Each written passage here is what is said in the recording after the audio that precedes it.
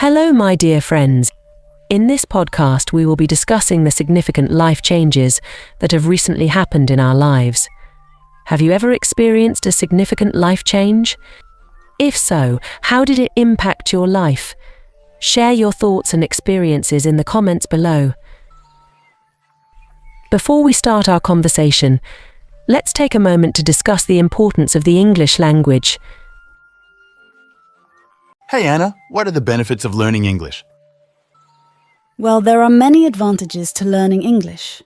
For instance, you can open up a lot of opportunities for yourself. Personally, I have been able to work with companies from all over the world and earn money in dollars. That's amazing. Yes, if you want to progress in your career, make money, or be able to communicate with people from different countries without any hesitation.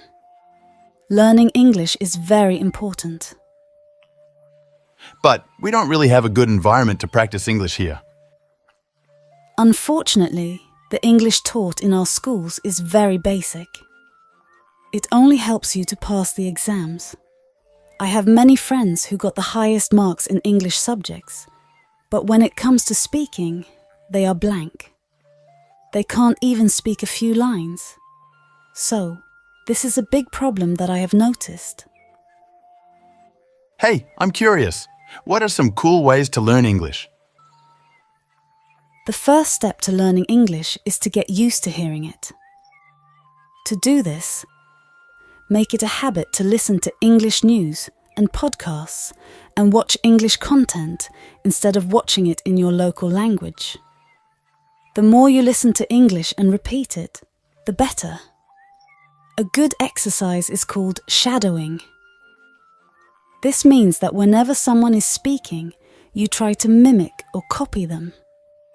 This gives you practical training in learning English and is a great way to improve your skills. What are the next tips? We'll be sharing more tips in the upcoming videos. By the way, it's time for our podcast to start. Hey Anna, what's been keeping you busy? Anything exciting happening? I feel like things have been changing a lot lately. Have you had any big life changes recently? So, tell me something new. Have you made any big decisions recently? Well, I just bought my first house and recently moved in. So, where did you live before purchasing this house? Must be exciting to finally have your own place after renting. You're right, it is exciting. I used to rent a small house, but I always dreamed of owning one. Now I finally have the space to make it my own. Oh, I see. So, renting was an option for you. Can you tell me more about the rental process? I heard some people need to sell their existing house before buying a new one. Yeah, it can vary by country, but in the US, most people rent before buying. You typically start by searching online for different rental properties. Then, once you find a place you like, you'll fill out a rental application. Some smaller landlords might not require one, but that could be a bit of a risk. Exactly. In my case, I actually found my current house while I was still renting my apartment. The whole process took a while, but it was worth it. Absolutely. One of the biggest things to consider when buying a house is the upfront cost. Upfront cost meaning an amount of money paid before a particular piece of work or a particular service is done or received. There's a down payment involved, which can be a hurdle for many people. We definitely struggle to save enough for a down payment for a long time. Hurdle means a problem or difficulty that must be overcome.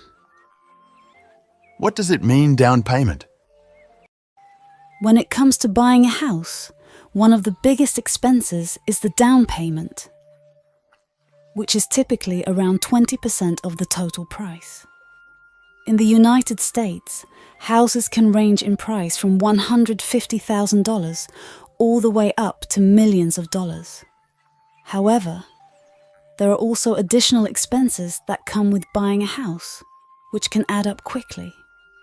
Before making the decision to purchase a house, it's important to have a thorough understanding of all the costs involved and to make sure you're financially prepared for such a big investment. I've heard that the process of buying a house can be quite lengthy, and in the United States, it has become even more challenging in recent years. The prices of houses, particularly in areas where younger people want to live, have increased significantly compared to when our parents were young. As a result, my partner and I bought our first house much later in life than our parents did. It's definitely important to be aware of these factors when considering buying a house and to be prepared for the additional time and financial investment that may be required. Yeah, buying a house in the United States has become increasingly challenging for younger people in recent years due to significant changes in the real estate market. The real estate market is about buying, selling, or renting land and buildings. A realtor is a licensed professional who helps people buy, sell. When I was considering purchasing a house, I quickly realized that most of the time, you need to have a realtor to help you navigate the process. In fact, it's estimated that 98% of the time, a realtor is necessary when buying a house in the US.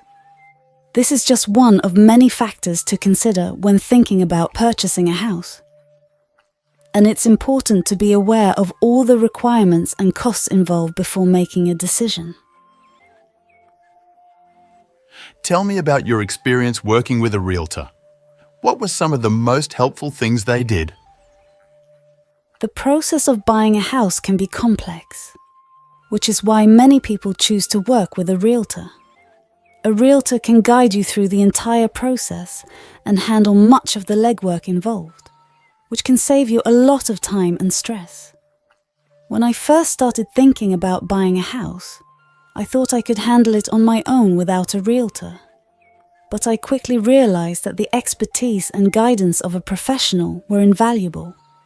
So, if you're considering buying a house, it's definitely worth considering working with a realtor to make the process as smooth and stress-free as possible. Did the realtor used to call you all the time? Yes, the realtor called us pretty much every day, sometimes up to 10 phone calls in a day. They were constantly working on setting up meetings, coordinating inspections, and discussing the timing of the contract. There are many little details to work through during the process of buying a house, and the realtor is there to help manage all of them. Of course, they do get a big cut of the final sale price, but in our experience, it was definitely worth it to have their expertise and guidance throughout the process. Oh, okay. I was curious. How much did they take? Realtors typically get paid a commission based on the price of the house that you buy. In our situation, the seller covered the realtor's commission, which was 6%. This meant we, as the buyers, didn't have any out-of-pocket expenses for the realtor's services. This can be a significant advantage for buyers, allowing them to benefit from a realtor's knowledge and guidance without a direct financial cost. Hey Anna, when you decided to pack up your stuff, what was the first thing you had to do? Hey Lucas, good question. The first thing I had to do was to get some boxes.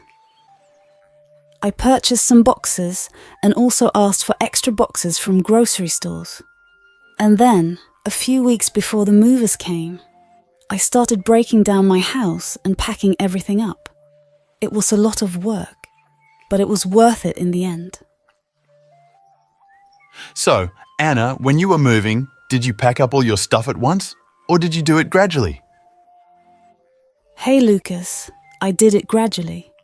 I got some free boxes from a grocery store and started packing up stuff that I didn't need for day-to-day life about a week before the actual move.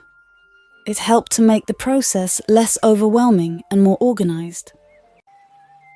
I see. But what about moving all the heavy furniture and items? Did you do that by yourself, or did you hire movers? Oh, that's a good question. While it's possible to move everything by yourself, I didn't want to deal with that. So, I decided to hire some movers instead. They helped to carry all of our heavy furniture, like couches, bookshelves, and kitchen tables. It made the move a lot easier and less stressful for me. Wow, that sounds like quite a moving experience. Yes, it was definitely an adventure. The movers had to walk a really long way because I lived in a downtown area where there wasn't much parking. And to top it off, they brought too big of a truck, so they had to park really far away and carry all our stuff. That must have been really tough on them. Yes, it definitely wasn't pleasant for them. They said it was the furthest they've ever had to walk for a moving experience.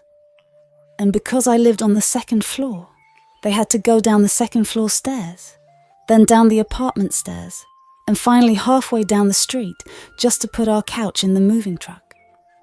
It was kind of a disaster. I can imagine. Moving is never easy, especially when there are so many challenges like that.